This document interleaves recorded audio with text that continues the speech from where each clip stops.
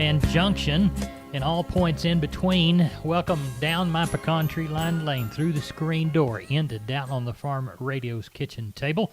I'm your host, Larry Marble. Hopsing's going to feed us a big old heaping helping of ag information, plus a chicken fried steak, some jalapeno gravy, plenty of Nanny's yeast rolls, and a cold cucumber salad. And he has made some mashed potatoes today for you folks that like mashed potatoes. And, of course, a glass of iced tea. Soda water is in the number 2 wash tub with ice on it, and there's always a coffee pot on old Granny Marble's wood stove, so you folks help yourself while I look at a week's worth of ag weather for the San Antonio region, because it's right in the middle of Down on the Farm country. Today, showers possible, 40% chance thereof, 3 or 4 points, 98 the high, 74 the low. On Saturday and Sunday, partly sunny, 20% chance of moisture, 97 the high, 72 the low. Monday and Tuesday. Monday, 97 the high, 73 the low. Tuesday, 94 the high, 75 the low. Wednesday, 98 the high, 76 the low. Thursday, 177. Friday, the 28th, 177. Neighbor, we do have a possibility of some tropical weather coming in. We'll know probably by the end of the weekend kind of what we might have in store. There are actually going to be 2 tropical systems in the Gulf for the first time that I can remember ever that might interact with each other in some form or fashion. So we will keep you posted. Stay right here on Down on the Farm and Down on the Farm's affiliate stations, and of course our live stream each day at 11:30. Neighbor, let's take a look at those commodities of ag interest. December corn, 340 3/4, up 1.5. November beans, 906 1/4, it's up 1. Your December Kansas City hard red winter wheat contracts down 2 at 450 3/4. Checking December number 2 cotton, up 1 at 64.53. October live cattle down 17 at 109.60. October feeder cattle up 15, 146.52. October lean hogs up 57.50 at 55.75. Your September U.S. dollar index up 547 points at 93.32.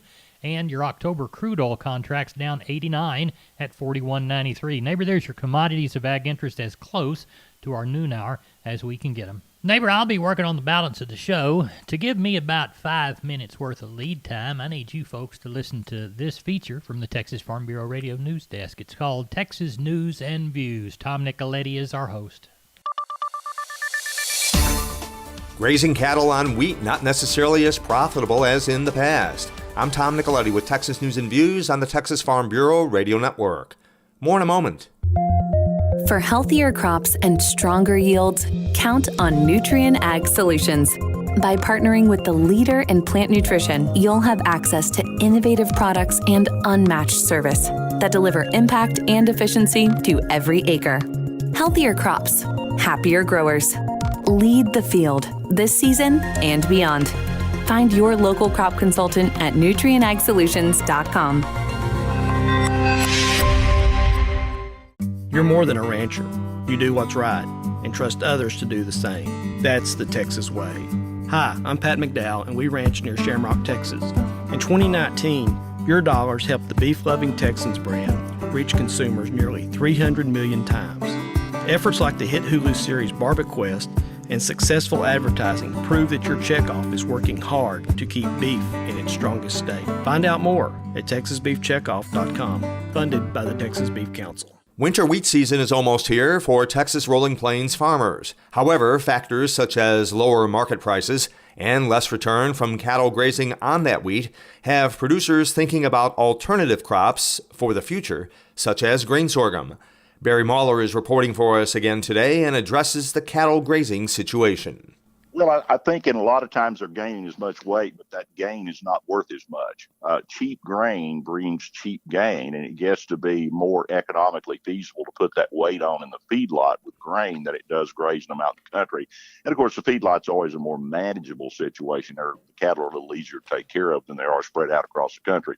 Now, don't misunderstand. We're not about to go out of the wheat pasture cattle business in Rolling Plains. It's just that the margins on it are not that good right now. And we hope that'll change. We hope it'll come back. We think it will. But in the meantime, the grazing segment is going to still be there, but it's just not the income producer that it was from years past. Barry, when does the 2020 winter wheat planting season begin up there in the Rolling Plains? Well, we began to see some folks planting it around the September the 1st. Now, you get up to the western end of the Rolling Plains and even up into the high plains of Texas. Certainly, they'll back up and plant some in August. But for us, September 1st is the actual first time you'd want to attempt to plant it because we're still in 100-degree temperature, and that's not good for a basically winter crop. I just talked to a neighbor this morning and was asking me how early can we plant to raise some pasture. And I said, well, I think you'll be just as well off planting it the 15th of September as you will the 1st. And I said, I would watch the thermometer. We break out of these 100-degree days. That's probably the time because we always have insect problems when you plant early, mainly the army worms. And boy, they can eat you up in a hurry. So I would say anybody that plants it earlier than even the 1st of October better be ready to defend your crop against the army worms because they're going to be there. So to answer your question, after September 1st, probably more wheat planted after October 1st than that. But we're approaching the planting season right now, depending on what your ultimate goal for the crop is. Aside from the hot summer temperatures, what about the moisture levels out there at this point moving into the planting season of wheat? Boy, right here locally, and I know this is very localized because we're talking about thunderstorms, and I can be talking about what great shape we're in right here in my backyard, and you don't have to go very many miles down the road, and they're starving to death. I understand that very well this time of the year. So what I say, but we had a pretty general thunderstorm across the kind of eastern part of the Rolling Plains just a few days ago. And our moisture situation is very good right now. We've got a pretty good looking cotton crop and got moisture under it, I think, to see it on through to fruition now. And our moisture situation is good enough that it wouldn't take but just a small shower to get the wheat drills rolling sometimes after the 1st of September. I'll say this, we're in really good shape compared to where we usually are in mid-August. That is Barry Mahler reporting for us today from the Texas Rolling Plains. Texas Farm Bureau Insurance has protected fellow Texans with auto, home, health, and life insurance since 1952. With more than 260,000 square miles of land and 27 million people, that's a lot to cover. Whether you're wrangling cattle or wrangling kids, we're proud to protect Texans in all Texan ways of life. Visit Texas Farm Bureau Insurance today at tfbinsurance.com to get insurance for Texans by Texans. Coverage and discounts are subject to qualifications and policy terms and may vary by situation. This is Texas News and Views. I'm Tom Nicoletti with the Texas Farm Bureau Radio Network. Neighbor Hop Sing is ready to serve. Chicken fried steak, jalapeno gravy, plenty of Nanny's yeast rolls, some mashed potatoes, a cold cucumber salad, and a little piece of peach pie. Some peaches off our tree. We picked them a while back, but they are still good. They've been in the freezer. While we eat that peach pie, let's talk to Madison Bexley, Lockhart Livestock. Maddie, how did the Thursday sale go? We ended up having a good day. We had 1520 with 266 cows and 20 bulls, 226 sellers and 70 buyers. Let's walk the pens. Yeah, on the stocker cows, we didn't have any real nice pairs like we've been having. We had a few decent pairs bring from 9 to 1,200. The good bred cows from 850 to 1,100. The mediocre middle-aged and shortbreds from 450 to 800.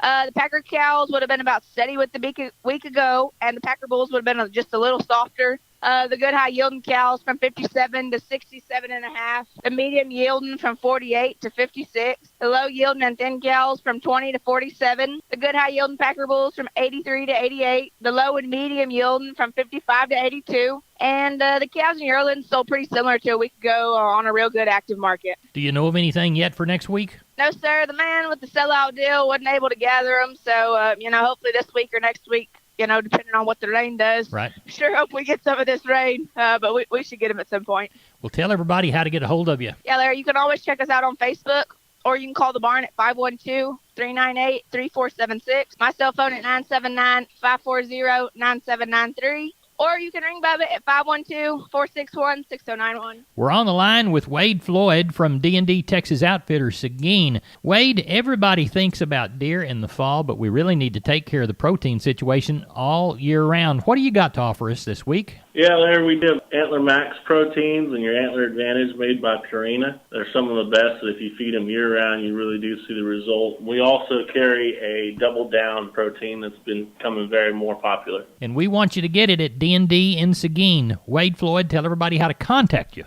They can call me here at the store at 830-379-7340, extension 180. Neighbor, going to have a sale in this part of the country tomorrow at Russell Heller's Lexington Livestock Commission Company. In fact, the cattle you hear, he's unloading off the truck right now. Russell, describe the groups that you've got coming for us. Yes, sir. I know about 4 or 5 sets of calves so far. Anywhere from 10 head to probably 30 head apiece. Good deal. How are they bred? Some of them will be Charolais crosses and blacks and a few reds. What's the weight range on them? They're going to be probably 400 to 650 pounds. Well, sounds like we've got a good start to the calf and yearling side, anyway, of the sale at Lexington. Tell everybody how to get a hold of you for the Saturday goings-on. Yes, sir. You can get me on my cell, and that number is 979-820-7002. Neighbor, one of my favorite people in the world is Dr. John Vegno. Really smart guy, wonderful person, has a really pretty wife, too. I enjoy being around them when we're at a Texas Farm Bureau Roundup event. He's talking about landscape plants today. Dr. Vegno, inform us, if you would. Well, plants perform differently in the heat, just like they do in the cold weather. It's not uncommon for us to plant plants based on how hardy they are in the winter, and we never consider how hardy they are in the summer. And one of the things that we also overlook in our landscapes is the location of these plants. As we move around the home or the hardscape or the area that's landscaped, there are microclimates where some get exceptionally hot, maybe due to reflective heat, or the absorption of overnight temperatures or whatever. There are microclimates, and plants perform differently. You'll notice they may perform better on the east side of a home than on the west side. And it happens in nature as well, because the habitat on the north side or north slope of a range or a mountain is different than that on the south side. And that's because of sunlight exposure and temperature. And it's the same in a home landscape. When it's 106 degrees, which it has been in nearly all of Texas the last few weeks, leaf surfaces can be 120 plus. And if there's reflective heat because of a brick wall, a patio, it's even worse. Things you need to remember is that we can cool the root systems down with mulches and keeping moisture there, but there's not much that we can do on the surface. So shade helps. So some trees and shrubs may be better as understories, and where they're partially protected by trees and so forth. So if you've got sun-scalded, sunburned plants right now after this kind of summer, it's going to happen again, most likely. And so you want to reevaluate those landscapes and consider planting plants where they're best adapted in Texas heat. John Vegner reporting from Hot San Angelo for Texas Farm Bureau Roundup. When we moved to Texas, we were like fish out of water. We didn't know anyone in our neighborhood until our Texas Farm Bureau insurance agent came to the house. She was so helpful and reassuring, a friendly face with that Texan hospitality I'd heard about. When we purchased a Texas Farm Bureau insurance policy, we knew we were making the right choice. We knew our family would be protected. Visit Texas Farm Bureau Insurance today at tfbinsurance.com to find an insurance agent who's a true neighbor. Coverage and discounts are subject to qualifications and policy terms and may vary by situation. Neighbor, when you hear my cowboy crew riding hard, they're headed up to San Saba to help work cattle for the big female replacement sale tomorrow. Ken, put them to work and tell us what you got going. And I guess we need to start with the San Saba sale you had yesterday.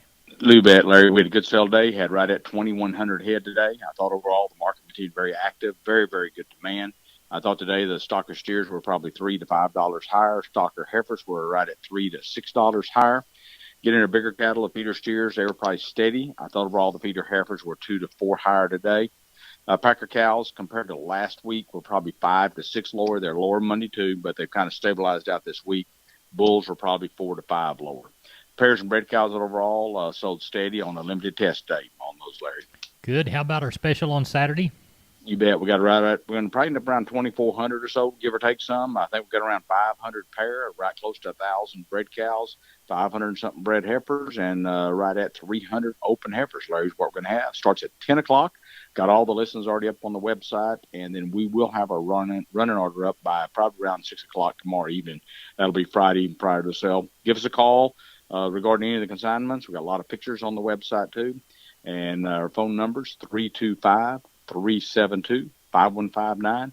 or go to our website, jordancattleauction.com. We'll be live on the internet too, Larry. And we'll talk to you Sunday night about the Mason Sale Monday. Ken, thank you. You bet. Thank you. Good night. Bye-bye. You know, neighbor, I've mentioned that I live here on Aransas Bay, right on Fulton Beach Road. In fact, during the fall, I can sit on my back porch and hear that fa-thump, fa-thump. No, it's not Jack and the Beanstalk's giant coming down. It's the duck hunters out on the bay and out in St. Joe Island, those little saltwater lakes. Lots of ducks come to the Texas coast. We're talking about ducks on today's Texas Wildlife Radio Show.